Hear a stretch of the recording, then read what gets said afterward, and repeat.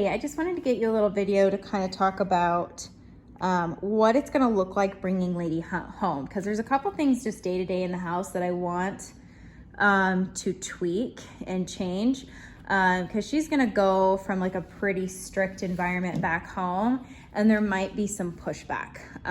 Typically there always is a little bit, because she's like, well, wait a minute, like I had these rules at Sarah's house, but I don't want to have them here. So that's normal. And so I want to just kind of get on the same page and have a game plan on what to do to combat that. So the first thing that I want to do is I want to put her on a work for food, where she, just like what we did when she was a puppy, I want to do hand feeding. So basically what she's been doing right now is working for her meals for things that are hard. Now that's kind of tricky, because when stress comes in, typically the first thing to go is appetite. And so she might not always take food in every situation. Some exposures to her are going to feel bigger. Some are going to be like, yeah, that's kind of uncomfortable, but I can still take food through it. So it just kind of depends. Typically in this setting, like she just worked for a little bit of food just now. In this setting, it's pretty relaxed. We just got done walking. On the walk, she wasn't really keen on taking food. But then we got here, we're working a little bit more around dogs and working on like control with dogs. I haven't seen any dog aggression from her with the dogs here, but just having that skill set, because I know she can get there can be some spicy fights between the other dog in the household, and so I want her to have the skill to be able to work on those things. So other things too is just manners and impulse control in the house. So I would have her be 100% on a leash, and I wouldn't have anybody else handle her but you, and I would have, for the first week, everybody in the house ignore her. So that's including kids, and that's going to take some coaching before she comes home, is like people, including the kids, need to leave Lady alone, because you're going to be putting her in stressful situations and having her work through it. And sometimes the stress lingers with dogs, and sometimes with her, where she's like, that was really hard, I might stress about it 30 minutes after, and then she's not in the best state of mind. And so I want you to utilize your crate when you're not watching her. So if after you do like a really hard exposure, whether that's kids are on bikes and you're just walking around the neighborhood, or that's you actually took her on a field trip, or just getting in and out of the car, or she's doing a downstay while the other dog is walking around, whatever like level of exposure, big, small, whatever is like teaching her to process and manage stress, is basically what I want immediately after I want you to put her in the kennel, even if it's just like 20 minutes. It doesn't need to be super long. You know, sometimes with her, especially if it's like an outside exposure, I'll give her a chance to, you know, poop, pee, get a drink, and then I give her a little bit of treats for going in the kennel. Like, hey, you did a good job. That was kind of crappy. I'm gonna validate you without reassuring you that it's okay to be scared of the things. So, I mean, her obedience actually looks really great. So at this point on, like, she's healing really well. She's listening, she's coming when called, she's placing. Something we practice a lot is like me just going to the door and opening it and shutting it. Really making sure that she can hold it. My husband coming home and her staying there, big scary man. If she gets off, little correction. She's thinking about it. She's like, she doesn't love it if McKay comes in. My husband, he ignores her, and she's never growled at him, but he makes her uncomfortable. And so he's a good exposure. So if he were to talk to her or anything like that, then it would make it worse for her. And so that's where we kind of advocate. But good girl, Betty. I know it's hard. She's like, I want to get off, but I can't. So really, really good stuff for her, just to put her in uncomfy situations, have her process. And how we have her process is through obedience. When she wins, she gets to win, and she gets to get off the bed. I'm gonna wait for her to settle down before I release her, because she's working through her own type of stress of just like having the door open and shut. McKay was just coming in and out. He left though, but that made her a little nervous. No growling or anything. I've only heard her growl once. No, lady, place. So right there, e-collar, back to the bed. Good girl. And I'm correcting her as though there's not a stressor there. So that's a common question I get asked is like, I don't want to use the e-collar when she's stressed. Lady, place. So e-collar buttons down the whole time. I'm holding it. She goes back on. Good girl. Good. So e-collar comes into play. It needs to be consistent. So that's another point is like making the training as consistent as possible, whether she's stressed or not, is important because if we train our training, change, words are hard apparently, change our training style when she's stressed, then we validate to her to continue to be stressed. She wants to go down to the dog area, but the gate's closed. Good girl. So just having her process, work through it. It's really important. I'm working on two things. I'm working on stress and I'm actually making her training better. So two things that are important. The door makes her nervous. She's thinking someone's coming in. Good girl. Good. She's like, oh, I don't know.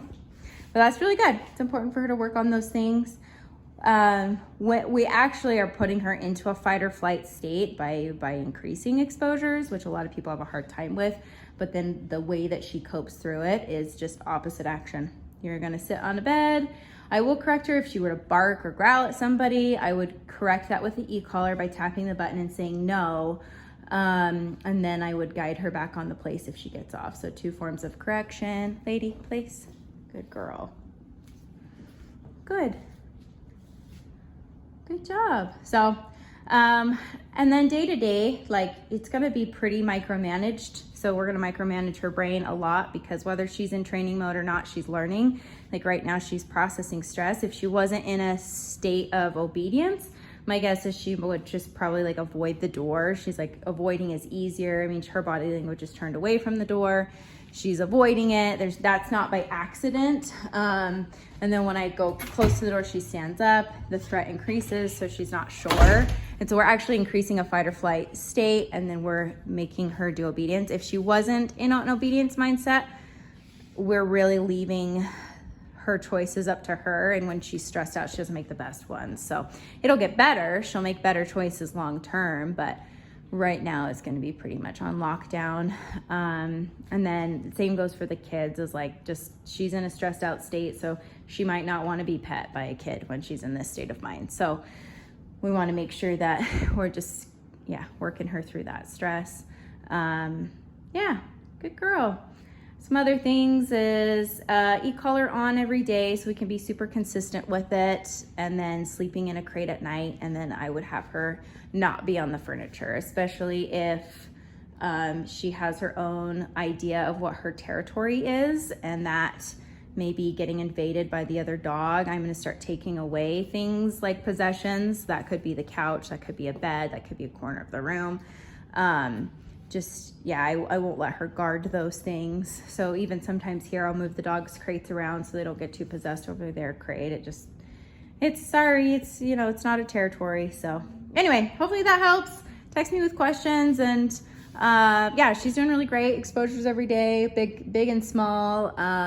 Sometimes on the days that we do really big ones, like the next day, it's just like little ones like this, which are still huge for her.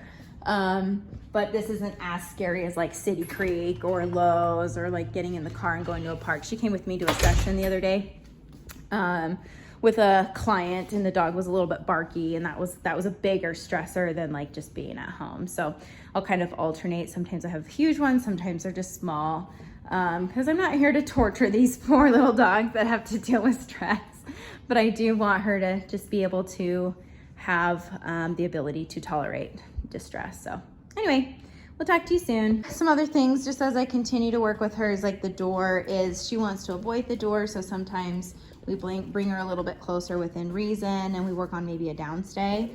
Lady, down. Down. Good girl. Good. So I'm just going to open it and shut the door. And you can see kind of the nerves. When she looks at me, okay, I let her win every single time, because with her, she wants to avoid, and I can't change that, all I can change is behavior. When she looks at me, she's instantly putting trust in me. Lady, down. And that's a big deal for her. Down. Especially with, sorry buddy, this is on your face.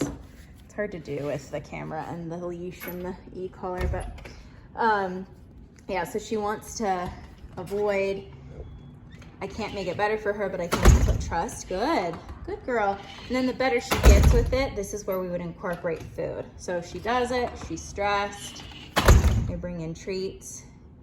Good girl. Okay, so counter conditioning is what that would be called at that point. Is we have something that makes her nervous, we counter condition by using food. Lady, down. I just do it a couple times. Down. This will be our last one. Good. So I'm not going to correct her if she's slow to do it, but I will correct her if she just totally avoids doing it. What we call this in the human world is negative and positive approach signals, and dogs do it too. So a positive approach signal would be like, I'm stressed, but I'm going to down really fast, and I'm going to do it like willingly. Negative approach signal is like, I'm going to do it slowly, I'm avoiding a little, I'm stressed. It's basically, it's her brain or her body like tensing up because of the fear, and it's telling her brain to keep being fearful. So that comes with time, like building up more positive approach signals. Like a good example of that would be like somebody is coming behind you and you might check over your shoulder. Like that would be a negative approach signal, like, oh, I'm stressed out. Or as she gets better and better, like, I'm a little bit nervous, but I'm just gonna keep on walking and focusing on the heel. So that would be a positive approach signal. So we'll talk about that more when she comes home, but good. We even had the mailman just drop a package off during that whole time. And that was good. That's when she was a little bit like, what, who's there? But yeah, she's getting better every day. Even just she's relaxing a little bit. Still a little stressed, but working through it. You can always tell when she worked through something hard because she looks a little bit more tired in the eyes. So good job, lady.